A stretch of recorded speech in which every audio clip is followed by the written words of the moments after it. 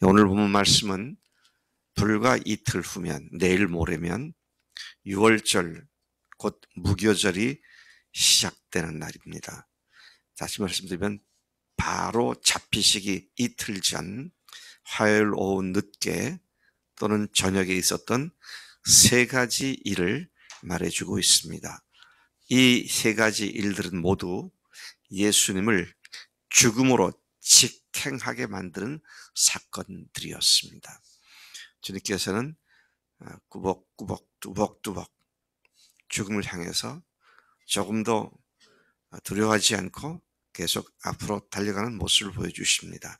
1절과 2절에서는 유대 종교 지도자들이 예수를 죽일 방도를 찾는 모습을 보여주고 있습니다. 또 3절에서 9절까지는 예수님의 머리에 향유를 부은 옥합을 깨뜨리고 향유를 부은 한 여인의 아름다운 이야기를 기록해주고 있습니다. 그리고 마지막 10절, 11절은 가룟 유다가 예수님을 배반한 결정적 사건을 기록해주고 있습니다. 이 세 사건 모두가 주님의 십자가로 향하시는 직행하는 길을 여는 사건들이었다. 그렇게 말할 수 있습니다. 1, 2절에 예수님을 죽이려고 방도를 찾는 유대 지도자들, 종교 지도자들의 모습을 이야기해주고 있습니다. 이틀이 지나면 6월절과 무교절이라 6월절 6월절 기간 동안 7일 또는 8일 동안 발효되지 않은 떡을 먹은 그런 것에 기초해서 무교절이라고도 부르게 되죠. 대제사장들과 서기관들이 예수를 흉기로 잡아서 죽일 방도를 구했다. 음모를 꾸몄다. 그런 말이 될 수도 있고요. 2절 그렇지만 이 6월절에 많은 사람들이 전 세계에서 몰려드는데 명절에 그런 일을 했다가 자칫 민난이 나면 안 되니까 그렇게 하지 말고 조금 더 기다려보자. 이런 말씀을 기다리고 있습니다.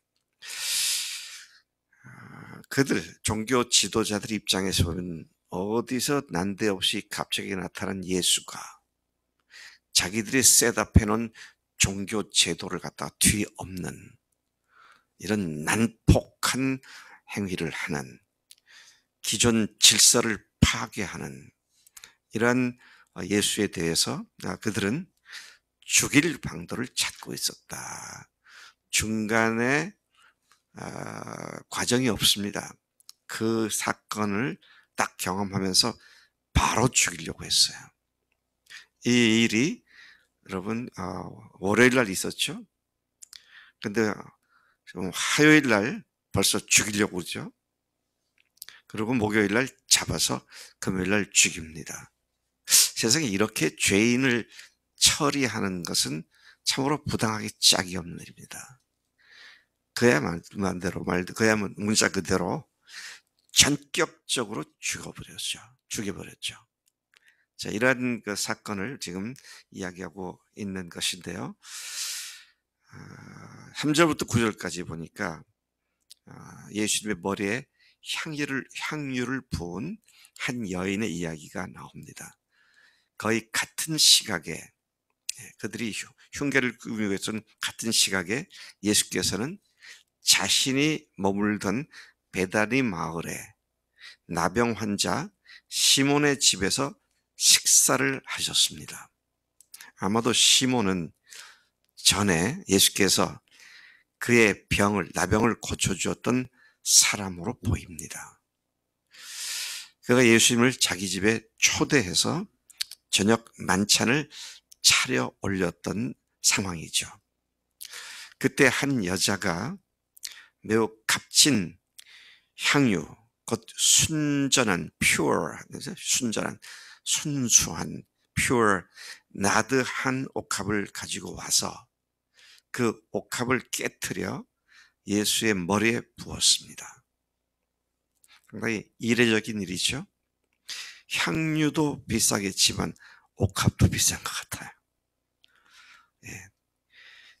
우리나라 사람들은 명품 백, 예? 명품 말고 명품 가방, 아니 가방이 아니라 그 뭐라 그러나 쇼핑백.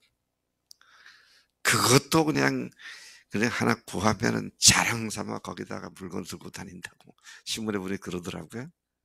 명품 쇼핑백조차도. 근데 옥합, 저는 actually 살면서 옥합을 본 적이 없어요. 네. 우리 강선우 형제가 여러 곳을 좀 다녔으니까 옥합을 본 일이 있어요?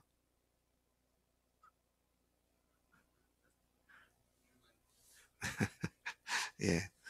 에, 향유가 너무 귀한 거니까 예, 옥합에다가 넣고 그걸 봉했던 것 같습니다. 뚜껑을 열었다고 하지 않고 깨뜨렸다고 하면 이거 완전히 밀봉한 그런 상태가 아니었겠는가. 근데 이걸 보면 마태복음과 마가복음은 같은 이야기를 하고 있습니다. 근데 요한복음은 조금 달라요. 마태 마가복음은 지금 말씀하신 대로 깨트려서 머리에다 부었다. 근데 요한복음은 발생한 날도 6월절 엿새 전이었다. 이거는 이틀 전이었고 같은 사건인지 두 사건인지는 확실치 않습니다. 또 오늘 여기 나온 이 아이는 베다니의 시몬, 나병 환자였던 시몬의 집에서 있었던 일인데 엿새 전에 있었던 일은 나사로 집에서 있었던 일입니다. 그러니까 같은 사건인데 각각 그 기자가 다르게 기록을 한 것인지 아니면 두 개의 별도의 사건인지는 잘 이해가 되지 않지만 그러나 거의 내용은 똑같은데 날짜가 다르고 장소가 다르고 행위가 다릅니다. 근데 거기에 대한 예수님 반응은 똑같아요. 자, 그 여인이 예수님께 그렇게 향유를 갖다가 머리에 붓고 하는 것을 보고 제자들이 많이 화가 났습니다. 이게 사람들이 그러다 제자들을 얘기하는 것이죠. 화가 났습니다. 참 이상한 일입니다. 이 여인으로서는 나중에 제자들이 벌써 계산 다 했더라고요. 300데나리온 해야 되는 건데 300데나리온 하면 당시에 그 근로자, 노동자죠. 일용직 노동자의 1년치 봉급입니다. 365일 중에 65일 뜨고 300일을 일을 했다라고 보면 하루에 우리나라 돈으로 요즘은 15만 원 정도 되나요? 그래서 계산 다 나오잖아요. 딱 하니까 300 곱하기 15만 그러니까 얼마나 4,500만 원 연봉이 딱 나옵니다. 근데 그거를 허비했다고, 그거를 낭비했다고 화가 나가지고 그 여인에게 우중을 하죠. 야단을 칩니다. 이 비싼 것을 가난한 자에게 팔아가지고 가난한 자에게 도왔으면 얼마나 좋았을 걸. 이렇게 허비하다니. 참 이상하지 않습니까? 우리는 성경에서 가장 귀한 것을 아낌없이 주 앞에 드린 사람의 케이스를 이 옥합을 깨뜨린 여인을 듭니다. 그렇게 가장 귀하게 행한 그것을 예수님과 가장 가까이 있던 제자들은 화가 나가지고 그 여인을 야단을 치죠. 주님께 대한 온전한 사랑의 행위는 사람들로부터 비난을 받고 있다. 오늘도 마찬가지예요. 네. 교회가 새 목회자를 초청하는데 뭐 지금 제가 보니까 몇 천만 원에 한 3, 4천만 원이 부족하다. 근데 어떤 형제가 좋은 차 한 대를 팔아가지고 4천만 원을 그에 헌금했다. 그러면 사람들이 그걸 듣고 이야 대단하다 그렇게 말할까요? 꼭 그렇게까지 해야 돼?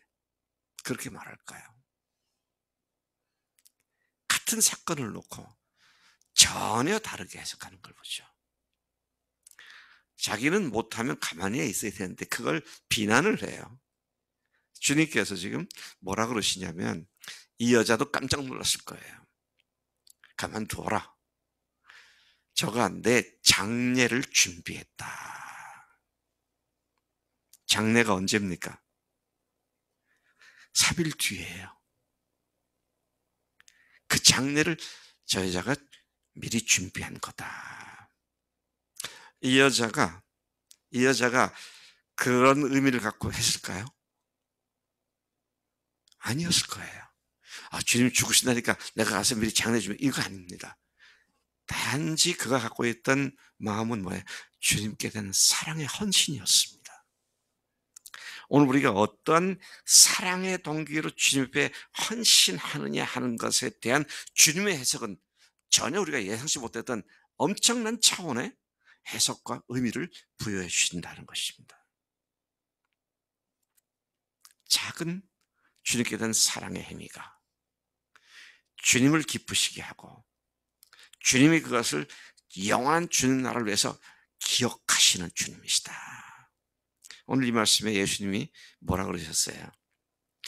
천국 복음이 전파되는 곳에 이 여자가 행한 일도 함께 기억되어질 것이다. 한순간에 드린 것이지만 천국 복음이 전파되는 곳에 이 여자의 이야기가 계속 기억될 것이다. 이 새벽에 우리도 그 사실을 기억하면서 이런 말씀으로 우리가 은혜를 받고 있습니다. 하나님께서는 우리의 순수한 헌신을 기뻐하시죠. 그 헌신이 주님 앞에 드리는 옹색하고 아까워서 내 것에 일부를 띄워드리면서 굉장한 걸 드린 것처럼 착각하는 우리들이 아닐까 그런 생각을 해봐요. 여러분 참 조심해야 됩니다. 드리는데요.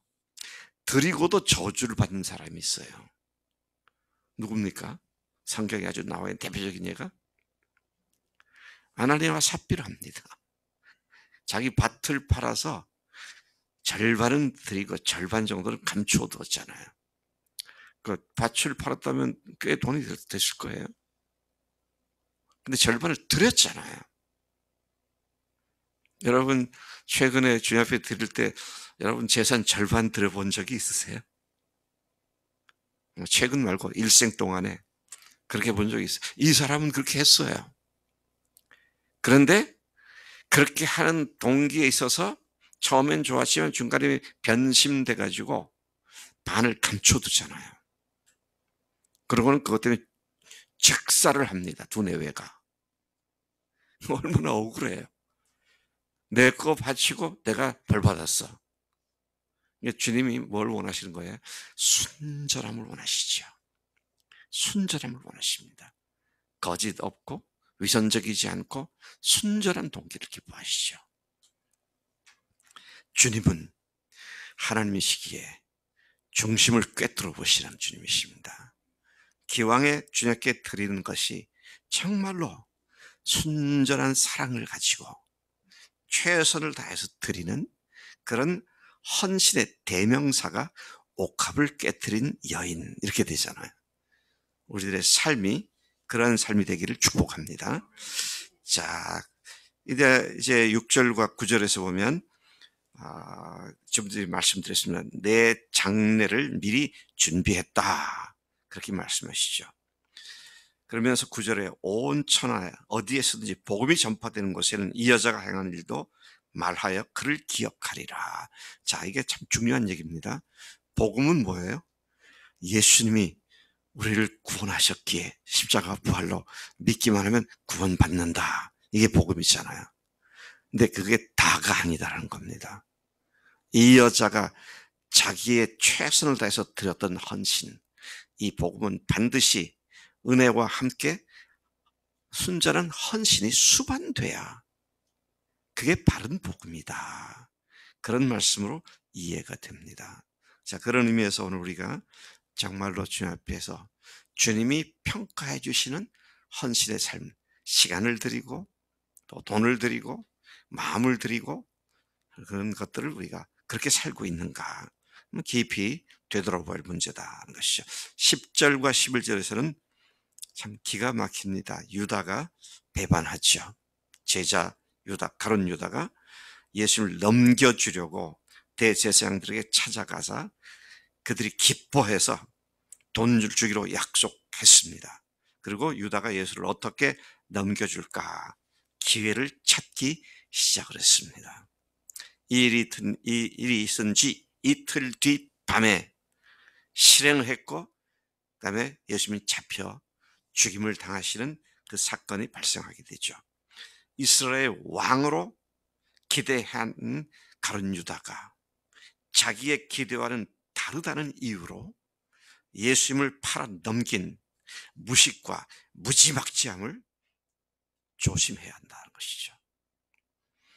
하나님의 깊은 뜻을 나의 얕은 내 소망을 가지고 가늠하려고 판가름하고 그러다가 오히려 예수님을 팔아넘기는 이 무지막지함. 오늘 주님을 위해서라고 말을 하는데 그 주님을 위해서라고 하는 것이 정말 주님께로부터 온 것인가 내 생각으로부터 온 것인가. 성령님께서 주시는 생각은 언제나 기쁨과 즐거움이 있죠. 내 생각은 언제나 결과가 마음을 졸이고 마음을 괴롭히게 되는 것입니다. 우리가 조금도 거짓으로 나 자신을 치장하지 않고 순전한 사랑으로 주 앞에 나간 우리가 돼야 마땅한 줄로 믿습니다. 하나님 아버지 감사합니다.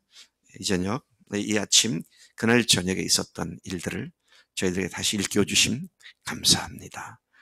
하나님 옥합을 아낌없이 깨트려 향유를 주님의 머리에 부었던 이 여인처럼 주님, 우리가 주님을 위해서 주님이 하실 일을 준비하는 저희들이 되게 하시고 주님께서 주님의 평가를 해주시되 의미 부여가 하늘나라를 위한 것이라는 사실을 확실하게 주님께로 듣는 그런 우리의 드림의 삶이 될 수 있도록 인도해 주실 줄로 믿습니다. 하나님, 우리를 위해 죽으신 주님께 우리가 무엇이 아깝겠습니까? 우리도 우리의 생명 다하여 주님만 사랑하는 귀한 복된 삶이 되도록 역사해 주시는 줄로 믿습니다. 감사하고 예수님의 이름으로 기도로 삼나이다. 아멘. 아멘.